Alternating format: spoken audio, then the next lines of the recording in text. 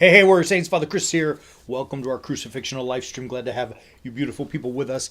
It's a rough day. I'm sure everyone in the world has heard or seen the tragic event that took place last night on Monday Night Football about the collapse of Damar Hamlin. We don't know much, but we do know that he, at least it's being reported, that he had cardiac arrest and was revived on the field. What was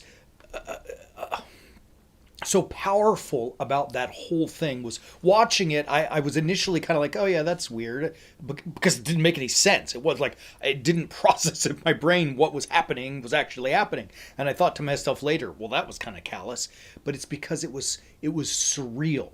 It was in a real sense the blank hit the fan, and I noticed something, that when that happened, there was a unity that I have not felt since 9/11, 20 plus years ago. When those planes hit the tower, I mean, the whole country, really the whole world kind of banded together. We tend to react to tragedy in a monolithic fashion. We come together.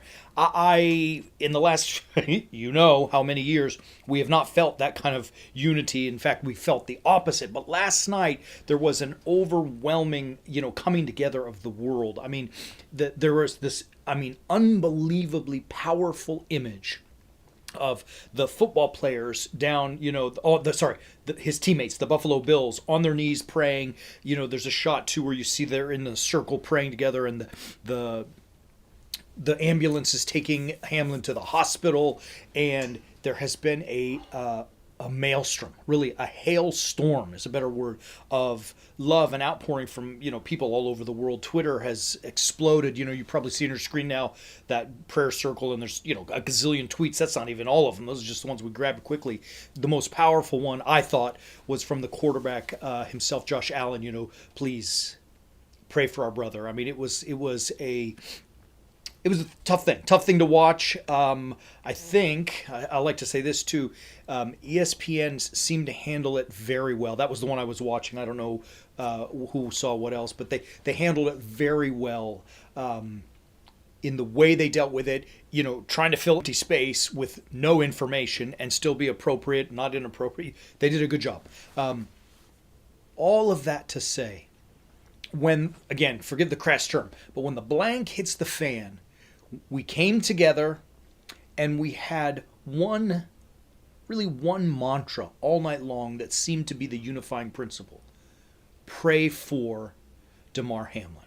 I mean, everywhere. It hit me how funny, like in a world that seems to be so secularized, where prayer and God is kind of, brushed to the side. There ain't no atheists in the foxholes, right? I mean, like when you're in the trenches of a war, you call upon the name of the Lord. And this is kind of maybe it was a grand awakening, a reawakening, a revival of sorts for the spirit of people to recognize that, look, in the chaos of the day-to-day, when those things that are out there that affect us that really don't matter, we tend to blow things off, especially our responsibility to God.